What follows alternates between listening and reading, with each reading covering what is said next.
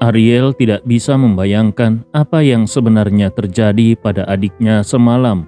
Saat air laut mulai masuk ke kapal pesiar, para awak kapal hanya sempat bergegas ke geladak untuk bersiap menyelamatkan diri, tapi tidak sempat mengirimkan sinyal bantuan. Terlebih lagi, orang-orang ini biasanya memang menjalani bisnis kotor yang tidak ingin terekspos. Mereka menghadapi situasi darurat dengan cara mempersenjatai kapal dengan tim keamanan bersenjata. Prinsip mereka, kalau ada masalah, tembak. Kalau tidak bisa menang, kabur. Namun karena selama ini mereka jarang menghadapi bahaya nyata dan setiap kali pergi ke laut hanya untuk menjemput orang, maka mereka malah lebih santai daripada memancing. Akibatnya mereka sudah lupa prosedur penanganan darurat. Itulah sebabnya semalam tidak ada satupun yang mengirimkan sinyal darurat kepada Ariel. Bagi Ariel, adiknya dan puluhan anak buahnya, beserta kapal pesiar mereka, seolah lenyap begitu saja tanpa jejak. Anak buahnya segera berkata, "Tuan Ariel, mohon jangan terlalu khawatir. Aku sudah mengirim 6 kapal cepat dan 4 pesawat ke lokasi terakhir kapal pesiar sebelum sinyal hilang. Mengingat sudah beberapa jam berlalu, maka area pencarian diperluas dengan radius 10 mil laut dari titik hilangnya sinyal. Wilayah ini sangat luas, jadi butuh waktu. Kalau belum ditemukan, aku akan perluas lagi 20 mil laut." Ariel menggertakkan giginya dan mengangguk, lalu berkata dengan nada dingin, "Masalah ini harus dirahasiakan rapat-rapat. Jangan biarkan orang tuaku tahu dulu tentang hal ini, paham?" Anak buahnya segera mengangguk, "Baik Tuan Ariel, aku mengerti." Pada saat yang sama di Vancouver, Kanada, sebagian besar keluarga Italia di kota ini sedang dilanda ketakutan yang luar biasa. Mereka menyadari bahwa anggota keluarga mereka menghilang dalam semalam. Ada yang kehilangan suami, ada yang kehilangan anak, ada pula yang kehilangan suami dan anak, bahkan hingga beberapa saudara sekaligus. Awalnya mereka belum terlalu panik. Mereka tahu kalau keluarga mereka bergerak di bidang gelap, pekerjaan yang tidak bisa diumbar ke publik. Jadi sering tidak pulang malam itu sudah biasa. Namun saat satu keluarga mulai berbagi cerita dengan yang lain, seolah sedang membuka kotak Pandora, ketakutan pun meledak. Kalau hanya 1 atau 2 orang yang hilang, mungkin masih bisa dianggap sedang sibuk. Tapi saat semua keluarga kehilangan anggota keluarganya, barulah terasa aneh dan mencurigakan. Banyak yang mengingat kembali kejadian malam sebelumnya. Anggota keluarga mereka sebenarnya sudah tidur, tapi tiba-tiba menerima telepon dari rekan mereka yang mengatakan bahwa bos memanggil ke dermaga. Maka mereka pun segera pergi, dan sejak itu tidak pernah kembali. Yang lebih mengerikan, bahkan bos yang katanya mengumpulkan mereka juga hilang tanpa jejak, dan istrinya pun tidak tahu kemana dia pergi. Maka para wanita dan orang tua mulai berkumpul, berusaha mencari informasi. Kabar pertama yang masuk adalah kasino yang biasanya buka sampai pagi, kini kosong dari satupun pria. Yang tersisa hanya pegawai perempuan, dan semuanya dalam keadaan tidak sadarkan diri. Mereka pun memanggil dokter, dan setelah disuntik, para wanita itu perlahan sadar. Tetapi semuanya mengaku sama sekali tidak ingat apa yang terjadi semalam. Lalu mereka mengunjungi rumah-rumah para anggota kelompok. Di sana pun ditemukan fakta yang mengejutkan. Banyak dari mereka diculik dari rumah saat sedang istirahat. Keluarga mereka sama seperti pegawai kasino. Semuanya dibius dan tidak tahu apa-apa. Kejadian ini menimbulkan kepanikan besar. Bayangkan, dalam satu malam lebih dari 800 orang pria dewasa lenyap. Dan mereka bukan pria biasa. Semuanya anggota mafia yang biasa bertarung di garis depan. Biasanya mereka yang membuat orang hilang, bukan sebaliknya. Tapi kali ini, Mereka semua dihilangkan dalam satu malam. Tidak tahu harus bagaimana, para keluarga berbondong-bondong pergi ke gereja komunitas Italia untuk berkumpul. Tangis pecah di dalam gereja. Para pendeta berdarah Italia memegang Alkitab dan salib, berdoa bagi 800 orang yang hilang, dan berusaha menenangkan keluarga mereka. Tidak lama kemudian, seorang pria tua pun dibawa dari panti jompo ke gereja. Situasi sudah sangat genting dan semua orang langsung terpikir kepadanya. Semua berharap dia bisa memimpin mereka melewati krisis ini. Pria tua ini pernah menjadi tokoh senior di kelompok mafia Italia ini selama lebih dari 50 tahun. Meski dia bukan pemimpin tertinggi, namun karena istri dan anak-anaknya tewas dibunuh musuh, dia dianggap sebagai simbol perjuangan dan pengorbanan. Pengaruhnya luar biasa. Dalam dunia mafia, biasanya ada dua jenis orang paling dihormati. Yang pertama adalah orang yang super tangguh. Seorang diri bisa menantang seluruh kota dari selatan ke utara, dari timur ke barat, berani menghadapi puluhan orang tanpa rasa gentar. Yang kedua adalah orang yang paling menderita. Misalnya pernah dibacok berkali-kali atau seluruh keluarga tewas demi dirinya, tapi tetap bertahan hidup, layaknya kecoa tidak bisa dibunuh. Sosok semacam ini, karena kisah hidupnya yang tragis, juga bisa menjadi legenda. Pria tua ini termasuk kategori kedua. Dulu dia mempunyai 5 orang putra dan merasa sangat bangga karenanya. Dalam budaya mafia Italia, anak laki-laki adalah pewaris sejati, penjaga tradisi perang ala Sisilia. Mereka yang tidak punya anak laki-laki merasa malu untuk tampil di depan umum. Melihat orang lain bisa membawa anaknya untuk menagih utang, berdagang narkoba, atau bertarung di jalanan, membuat mereka merasa iri dan minder. Maka, mempunyai anak laki-laki adalah sebuah kebanggaan mutlak. Bahkan punya lebih dari satu anak laki-laki adalah sebuah kehormatan luar biasa. Pria tua ini mempunyai 5 orang putra berturut-turut. Dulu banyak orang merasa sangat iri kepadanya. 4 anaknya sudah masuk ke kelompok mafia, sementara yang kelima masih kecil dan belum sempat bergabung. Awalnya, masa depannya tampak cerah. Keempat anaknya saling mendukung dalam organisasi. Semakin lama, semakin kuat. Mungkin suatu hari bisa menjadi pemimpin kecil. Tapi sayangnya mereka semua terlalu sial. Suatu ketika, dalam perang antar geng, keempat anaknya bersama teman-teman mereka membawa 7-8 mobil dan menyerang wilayah geng Rusia. Mereka berhasil mengejutkan musuh. Namun saat perjalanan pulang, geng Rusia memotong jalan dan menyerang balik. Sialnya, mobil yang ditumpangi keempat putranya tidak sempat kabur. Dan begitulah mereka semua tewas ditembak geng Rusia. Pria tua ini tentu saja sangat terpukul. Yang lebih parah lagi, tidak lama kemudian komunitas mereka diserang balik oleh geng Rusia, dan dalam konflik tersebut, istri serta anak bungsunya juga tewas.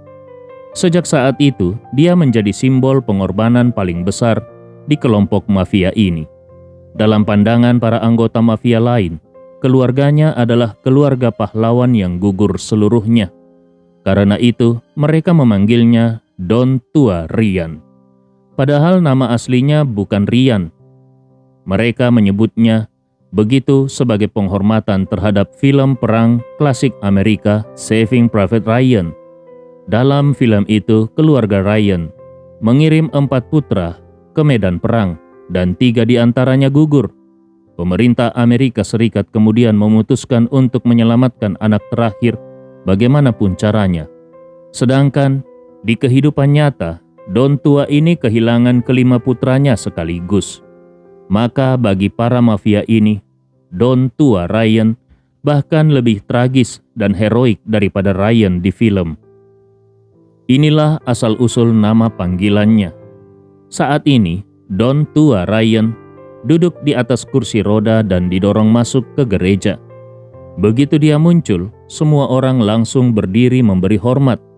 Lalu, seseorang dengan mata merah dan suara gemetar berkata, "Don, seluruh anggota kelompok, lebih dari 800 orang menghilang dalam semalam. Tolong tunjukkan jalan bagi kami." Yang lain segera ikut berkata, "Benar, Don.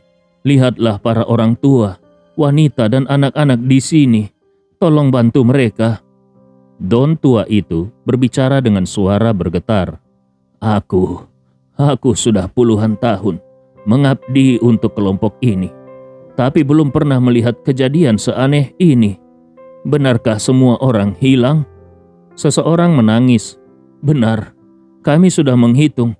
Siapapun yang berada di Vancouver semuanya hilang."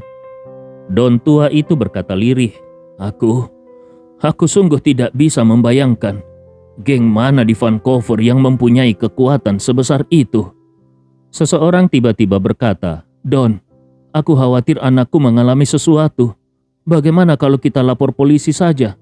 Mungkin hanya polisi yang bisa mengungkap semuanya dan memberikan jawaban." Don tua itu begitu marah hingga hampir berdiri dan dengan semangat membara berkata, "Omong kosong. Aku kehilangan 5 anak, tapi tidak pernah melapor kepada polisi.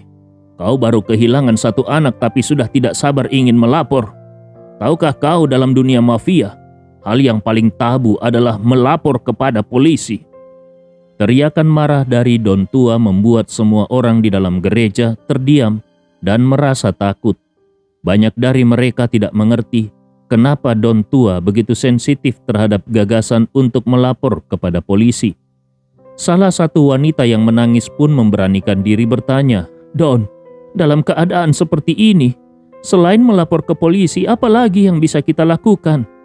Wajah Don tua langsung menghitam dan dia balik bertanya dengan dingin, "Apakah suamimu tidak pernah memberitahumu bahwa bahkan kalau dia mati sekalipun kau tidak boleh mencari bantuan dari polisi? Itu adalah prinsip dasar yang diketahui oleh setiap anggota kelompok ini." Perkataan itu membuat wanita tersebut langsung kehilangan semangat. Dia menjawab lirih, "Memang, dia pernah mengatakan seperti itu. Tapi... Don tua berkata dingin, "Tidak ada tapi. Kalian semua harus tahu bahwa kelompok kita sejak dulu bermusuhan dengan polisi. Untuk urusan mafia tidak ada artinya melapor ke polisi. Pihak kepolisian Vancouver sudah lama memasukkan kita semua dalam daftar hitam. Kalau ada anggota kita yang terluka, terbunuh, atau hilang, mereka bahkan tidak akan membuat laporan. Kita dan polisi sudah lama mencapai kesepakatan tidak tertulis. Urusan antar mafia harus diselesaikan di antara mafia.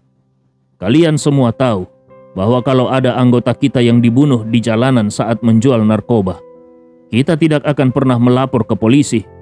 Kita akan mengumpulkan saudara-saudara kita, membalas dendam, lalu memberikan santunan kepada istri dan anaknya, supaya mereka tidak menderita di masa depan."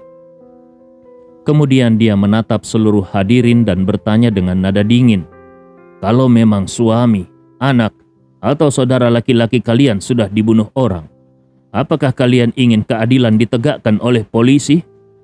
Paling jauh, polisi hanya bisa menghukum pelaku dengan penjara seumur hidup. Tapi tradisi kita, tradisi Sisilia, adalah mata dibalas mata, darah dibalas darah." Di Kanada dan beberapa bagian Amerika Serikat yang penuh geng kriminal, realitanya memang seperti itu.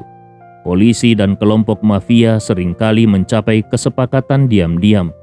Selama tidak ada masalah besar, polisi tidak akan ikut campur.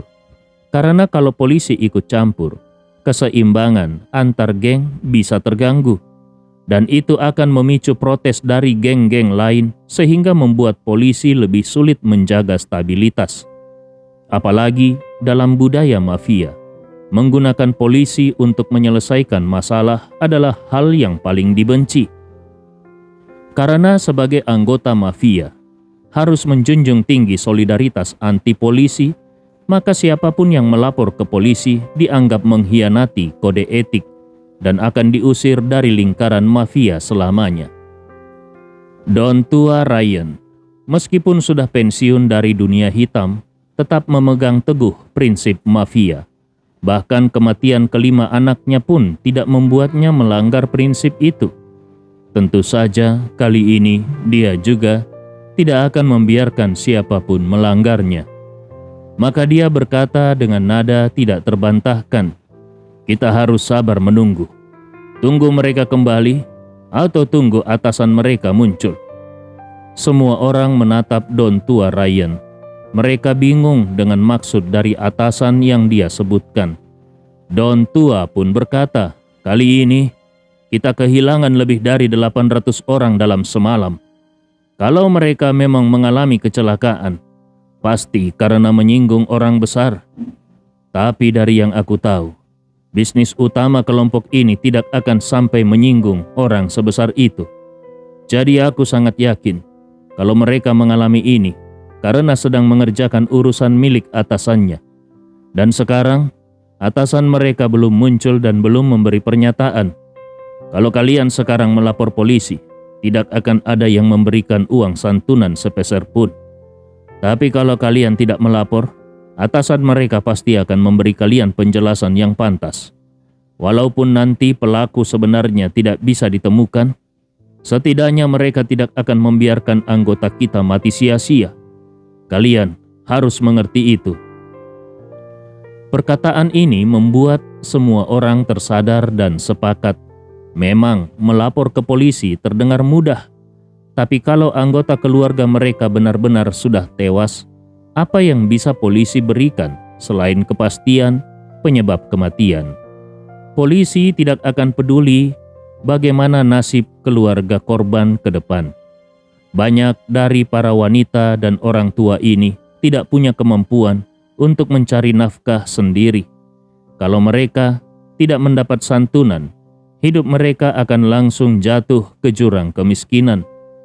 Demi masa depan dan demi uang, mereka harus bersabar dan menunggu. Pada saat yang sama, di perairan dekat Vancouver, tim pencari dari keluarga George akhirnya menemukan sesuatu. Di tengah gelombang laut yang bergulung, mereka menemukan belasan mayat dan beberapa puing-puing kapal pesiar. Salah satu mayat itu adalah Franz. Saat ditemukan, Franz masih memakai jaket pelampung yang menggelembung, sehingga tubuh bagian bawahnya terendam dan kepala serta bahu mengapung di atas air. Dari kejauhan dia terlihat seperti pelampung pancing, terus terombang-ambing di ombak. Sekalipun terbenam sesaat, dia akan segera mengapung kembali karena pelampung. Saat jenazahnya diangkat ke atas kapal, semua orang langsung terkejut dan ketakutan. Franz meninggal dengan sangat mengenaskan. Rambutnya yang dicat kuning dan di keriting itu menempel ketat di dahinya, tepat di atas kedua matanya yang membelalak. Orang-orang keluarga George menemukan kalau mata Franz tidak bisa tertutup dalam kematian dan tubuhnya penuh luka tembak. Kaki dan bahkan bagian vitalnya semuanya tertembak. Setelah jaket pelampungnya dilepas, baru terlihat kalau jantungnya juga tertembak. Kemungkinan besar dia ditembak mati tepat di jantung, lalu dipakaikan jaket pelampung dan dibuang ke laut. Saat itu, salah satu orang berkata sambil menunjuk ke dahi Franz, "Lihat, sepertinya ada tulisan di dahinya." Orang yang menarik jenazah ke kapal terkejut, lalu langsung menyibak rambut Franz yang menutupi dahinya. Begitu disibak, kalimat berdarah langsung membuatnya merinding ketakutan. Kalimat berdarah itu adalah pesan yang ditinggalkan atas perintah Andi Rewa melalui Wan Po-jun, yaitu tidak bermoral pantas mati. Pemimpin tim penyelamat gemetar ketakutan saat melihatnya. Setelah beberapa saat menenangkan diri, dia segera mengangkat telepon satelit dan menghubungi Ariel di Seattle, yang masih cemas menunggu kabar.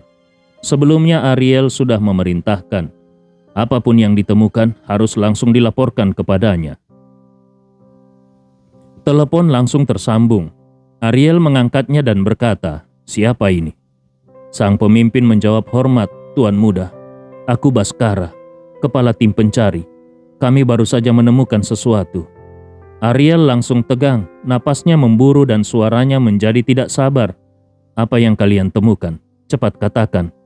Baskara ragu sejenak lalu menjawab, kami menemukan mayat Tuan Franz dan beberapa awak kapal lainnya, sekitar 12 mil laut ke arah timur dari titik koordinat terakhir. Di ujung telepon hati Ariel langsung tenggelam. Meskipun dia sudah punya firasat buruk, tapi mendengar kabar pasti bahwa adik kandungnya tewas tetap membuatnya sulit menerima kenyataan. Seluruh tubuhnya bergetar hebat, giginya bergemeretak hingga berbunyi karena tidak kuasa menahan emosi. Setelah beberapa saat, dengan wajah kelam dan rahang mengatup dia berkata, ambil fotonya, lalu kirimkan padaku sekarang juga. Baskara berkata ragu, Tuan Ariel, kondisi Tuan Franz sangat mengerikan. Mohon Tuan bersiap secara mental. Ariel menegang. Setelah terdiam cukup lama, dia menjawab dengan suara berat, aku sudah siap. Kirim sekarang juga. 1 menit kemudian ponsel satelit milik Ariel menerima sebuah MMS. Karena pesan tersebut dikirim melalui satelit, kecepatannya sangat lambat, sehingga pada awalnya dia hanya menerima gambar pratinjau yang sangat buram dan harus menunggu seluruh gambar terunduh untuk melihat tampilan yang jelas. Namun, hanya dengan melihat pratinjau buram ini saja, Ariel sudah nyaris tidak sanggup menahan diri. Dia samar-samar bisa melihat area berwarna merah pada kepala, wajah, dan kaki adiknya. Dengan pengalamannya, dia bisa langsung menebak area merah buram itu pasti darah.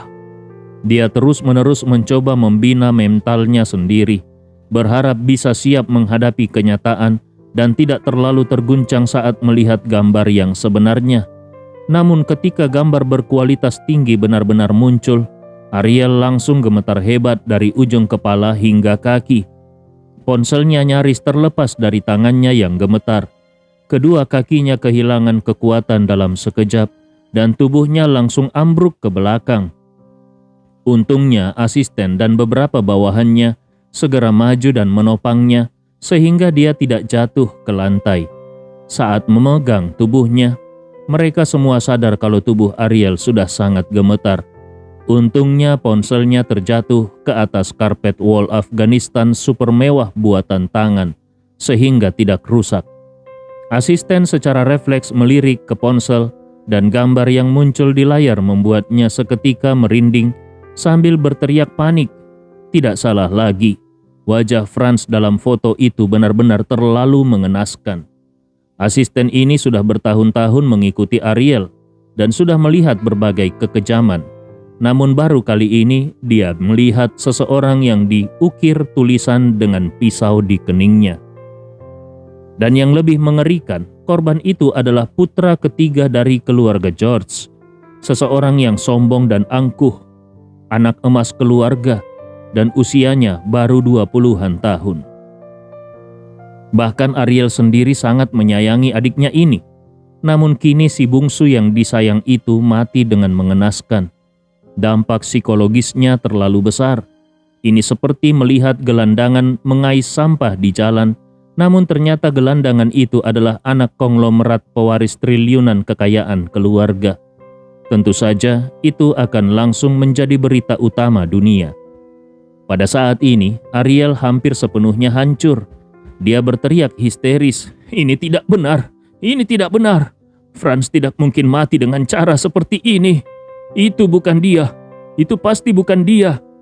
Asistennya panik melihat kondisinya yang hampir gila dan buru-buru berkata, "Tuan Ariel, kita harus menjaga kesehatan. Tuan Franz pasti menunggumu untuk membalaskan dendamnya." Karena itu, kalimat itu membuat Ariel tertegun sejenak. Setengah menit kemudian, dia akhirnya sadar kembali. Dia menggenggam ponselnya erat, menatap foto jenazah adiknya di layar lalu menggertakkan gigi dan berseru, "Berani-beraninya menyiksa dan membunuh adikku. Begitu aku tahu siapa dalangnya, akan kuperlihatkan semua penyiksaan paling kejam di dunia, Sebelum kucincang dia hidup-hidup, aku bersumpah akan membalas dendam untuk adikku." Asistennya segera berkata, "Tuan Ariel, melihat ukiran di dahi Tuan Franz, kemungkinan besar pelakunya orang Indonesia." Ariel mengangguk dengan ekspresi gelap. "Sepertinya begitu. Dan dia bahkan sepertinya tahu banyak tentang rahasia kita." Lalu dia segera berkata, "Benar, Franz kemarin pergi ke orang Italia untuk mengambil barang. Hubungi mereka sekarang juga. Cari tahu apa yang sebenarnya terjadi semalam." Asistennya langsung mengeluarkan ponsel dan pergi keluar ruangan. Ariel yang sedikit lebih tenang kini menggertakkan giginya dan berseru, "Franz, tenanglah di sana. Kakak pasti akan menguliti pelakunya hidup-hidup. Kalau aku tidak membalas dendam ini, jangan panggil aku manusia." Tidak lama kemudian asistennya kembali dengan wajah cemas. Dia meneguk air liurnya dengan gugup lalu berkata, "Tuan Ariel, situasinya sangat tidak beres." Ariel langsung menyipitkan matanya dan bertanya dingin, "Ada apa? Cepat katakan, jangan bertele-tele." Asistennya dengan gugup berkata, "Aku baru mendapat info. Grup mafia Italia di Vancouver itu semalam lebih dari 800 orang tiba-tiba hilang. Tidak ada yang tahu mereka kemana. Banyak dari mereka diculik dari rumah setelah dibius, seperti cara mereka biasa menculik wanita muda." Ariel yang baru saja berjanji akan balas dendam langsung merinding hebat. "Apa? Lebih dari 800 orang hilang dalam semalam. Kalau ini juga ulah si dalang yang membunuh adiknya, berarti kekuatan orang itu sudah melampaui nalar. Meskipun dia mengerahkan seluruh bawahannya dan perang terbuka dengan mafia Italia, belum tentu dia bisa membantai mereka semua. Tapi ini hilang total dalam satu malam." Dia pun bergumam sambil menyeka keringat dingin yang membasahi dahinya. "Ini, siapa yang bisa melakukan ini? Apakah tidak ada satupun petunjuk?" Asistennya menggeleng.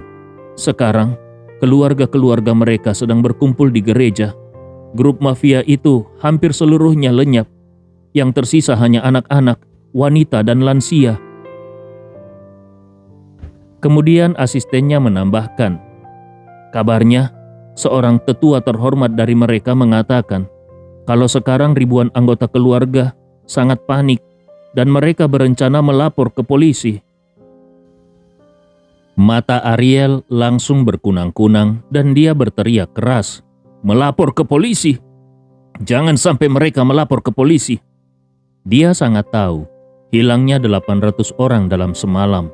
Kalau sampai diketahui polisi, ini akan menjadi kasus paling menggemparkan dalam sejarah Kanada.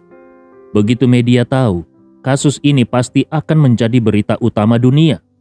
Kalau sampai ke tahap itu, bukan hanya polisi lokal yang menangani, melainkan Badan Intelijen Nasional pun pasti akan turun tangan penuh. Apakah mereka bisa menangkap pelaku atau tidak, itu tidak penting. Yang penting adalah begitu mereka menyelidiki besar-besaran, rahasia bisnis gelap Ariel juga sangat mungkin terbongkar. Begitu itu terjadi, bukan hanya dia yang hancur, tapi juga para tuan-tuan besar di belakangnya yang akan murka bukan main. Mereka akan murka dan mencabik-cabik dirinya hidup-hidup. Memikirkan hal itu, Ariel sudah tidak sempat berduka atas kematian adiknya. Dengan panik, dia segera memerintahkan, "Cepat, hubungi orang Italia itu. Katakan pada mereka kalau 800 orang itu masih hilang dalam 3 hari, tiap keluarga akan menerima $1 juta santunan. Kalau dipastikan mereka sudah tewas, maka tiap keluarga akan terima tambahan 1 juta lagi. Syarat satu-satunya adalah tidak boleh ada satupun yang melapor polisi. Kalau polisi datang pun, mereka harus ngotot mengatakan kalau semua orang itu hanya pulang kampung ke Sisilia." Meskipun kematian adiknya membuat Ariel marah setengah mati, tapi di saat yang sama, yang paling dia khawatirkan bukanlah balas dendam, melainkan apakah insiden ini bisa dibungkam atau tidak. Dia tahu betul, kalau hilangnya lebih dari 800 anggota mafia Italia ini akhirnya memicu perhatian internasional, maka orang pertama yang akan celaka adalah dirinya sendiri. Karena itulah, bagaimanapun caranya, dia harus menutupi insiden ini rapat-rapat. Kalau tidak, konsekuensinya akan tidak terbayangkan.